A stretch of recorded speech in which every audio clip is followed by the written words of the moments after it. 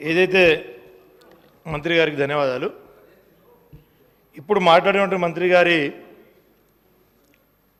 వాళ్ళు కాంగ్రెస్లో ఉన్నారు, నేను అంతకుముందు కాంగ్రెస్లో ఉన్నా కానీ నేను ఎమ్మెల్యే కాక ముందు ఒక జడ్పీటీసీని. నేను జడ్పీటీసీ గెలిపించింది కూడా బీఆర్ఎస్ పార్టీ అని చెప్పేసి గుర్తుంచుకోవాలని చెప్పేసి ఈ సభాధారగా కోరుకుంటూ, ఇప్పుడు మాట్లాడినటువంటి మంత్రి గారి తల్లిదండ్రులకు కూడా ఆర్ఎఫ్ఆర్ పట్టాలు ఇచ్చింది కేసీఆర్ గారు అని చెప్పేసి గుర్తుంచుకోవాలని చెప్పేసి సభాధారగా తెలియజేస్తున్నాం. అదేవిధంగా నా తల్లిదండ్రులు అంటున్నారు, నా తల్లి తండ్రి 2006 అటవీ హక్కుల చట్టానికి అర్హులు.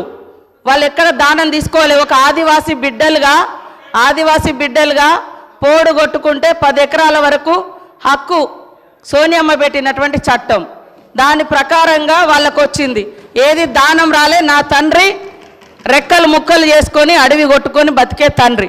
ఈ రోజు కూడా మా నాన్న రోజు గుట్టకే పోతాడు సార్. నేను మంత్రినైనా ఎమ్మెల్యే అయినా రోజు అడవికి వెళ్ళి మా ఊర్లో పోయి ఎంక్వైరీ చేయండి. కాబట్టి ఏది ఉచితంగా రాలే, చట్ట ప్రకారం వచ్చినటువంటి హక్కు. కాబట్టి దానం ఇచ్చినాం అని మాట్లాడకండి. అది నా హక్కు. ఆదివాసీ బిడ్డగా కాంగ్రెస్ ప్రభుత్వం పెట్టినటువంటి హక్కు ప్రకారం నా తండ్రికి పోడు భూముల పట్టా హక్కు వచ్చింది. అది కూడా మీ ప్రభుత్వం వచ్చిన తర్వాత 10 ఏళ్ల తర్వాత ఎన్నికల ముందు మీరు తీసుకున్నారు. అప్పటిదాకా చాలామంది గిరిజనులకు పట్టాలు రాక ఇబ్బంది పడ్డమాట వాస్తవము. కాబట్టి ఈరోజు కూడా మరి కాంగ్రెస్ ప్రభుత్వంలో మీరు రైతు బంధు తీసుకునేటోళ్ళు ఎమ్మెల్యేలు మంత్రులు ఉన్నారు. అదేవిధంగా ఇంకా రకరకాల స్కీమ్స్ తీసుకుంటూ ఉన్నారు.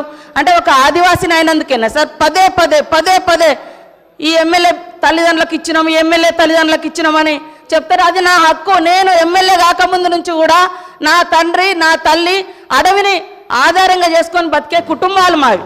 కాబట్టి ఆ క్రమంలో వచ్చినటువంటి తప్ప అది పుణ్యానికి దానంగా రాలే. అందుకనే ఇంకోసారి ఇక్కడ ఉన్నటువంటి ఎమ్మెల్యేలు కూడా మాజీ మంత్రులు కూడా మరి ఈ రాష్ట్రంలో రైతు బంధు ఎందుకు తీసుకున్నారు?